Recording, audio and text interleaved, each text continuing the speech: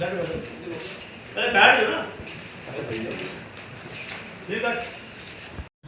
सुनील जी, आज आप भी माननीय उच्च न्यायालय का आदेश लेकर आए हैं। किस तरह का आदेश है और क्या दोबारा से आपकी एज ए पार्षद बहाली होगी? देखिए आशीष जी, जो 3 तारीख को जो सबसे पहले चीफ इलेक्शन कमिश्नर का जो ऑर्डर आया था, उस ऑर्डर को हमने ट्रिब्यूनल में उसको चैलेंज किया।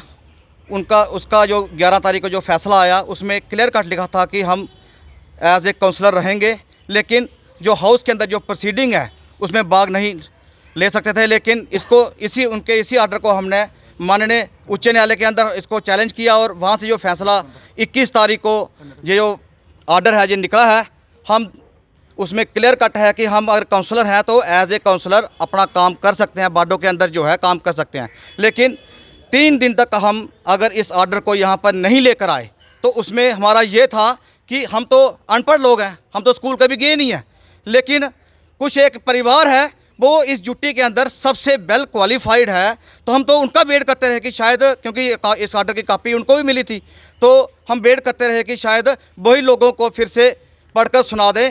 और मैं उन्हीं की स्टेटमेंट को, वो बुज़ुर्ग हैं, शायद वो अपनी बातें भूल जाते हैं, उन्होंने खुद कहा कि जो ट्रिब्यूनल का जो फैसला है वो उन पर भी वैसे लागू होता है और हम पर भी। और उन्होंने उसमें कहा कि जो प्रीति खजूरिया काउंसलर है वो एज ए काउंसलर हैं, लेकिन हम नहीं हैं। लेकिन मैं उन दोनों ऑर्डर्स की कापियाँ भी यहाँ पर लाया हूँ, क्योंकि हमारा अलग अलग जो एडवोकेट है हमारा अलग अलग चल रहा है। इन दोनों के अंदर हमें ये बता दें कि वो कौन सी लाइन है जो ये डिसाइड करती है कि हम काउंसलर नहीं रहे और हाउस के अंदर, हम जज ऑफिस के अंदर हम नहीं आ सकते। ये इस बात का अब वो जवाब है वो बेहतर दे सकते हैं। और उन्होंने खुद कहा है कि मैं प्रेसिडेंट हूँ और मैं यहाँ पर आ सकता हूँ। तो आज हमने हाई कोर्ट का ऑर्डर दे दिया, हम तो काउंसलर जो है अब एज ए काउंसलर जहाँ हाउस के अंदर प्रोसीडिंग कर सकते हैं। मैं उनको यहाँ से आज निमंत्रण देता हूँ कि आज आप कल ही आइए और हाउस के अंदर बैठिए और प्रोसीडिंग को स्टार्ट कीजिए, ताकि और ऑर्डर वो भी लेते आएँ कि किस ऑर्डर के तहत वो मतलब कि एज ए प्रेसिडेंट जो कंटिन्यू कर पाते हैं। हालांकि इस ऑर्डर के अंदर जो उनको कोर्ट की तरफ से लिखा गया था उसमें डॉक्टर जोगेश्वर गुप्ता प्रेसिडेंट नहीं, जो एक्स प्रेसिडेंट नहीं, एज ए काउंसलर इसमें अंदर उनको कॉपी की गई है।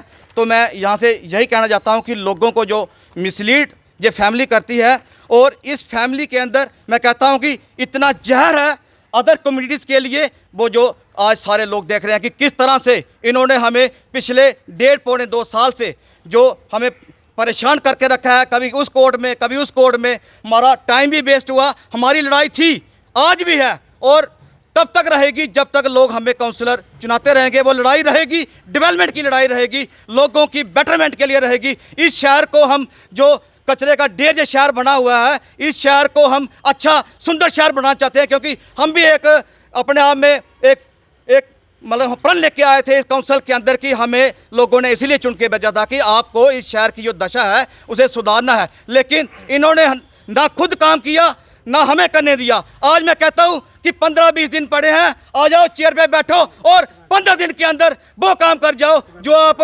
पूरे 5 साल होने को हैं आप नहीं कर पाए। जितनी सोने की चिड़िया आपने उधमपुर को बनाना है बना लीजिए, हम आपको नहीं रोकते। आइए और कल ही हाउस के अंदर मीटिंग प्रोसीड कीजिए। हम आपको यहाँ पर देखना चाहते हैं, अपने सामने हम देखना चाहते हैं कि आपकी जो वर्किंग है अब 15 दिनों के अंदर किस तरह की रहती है।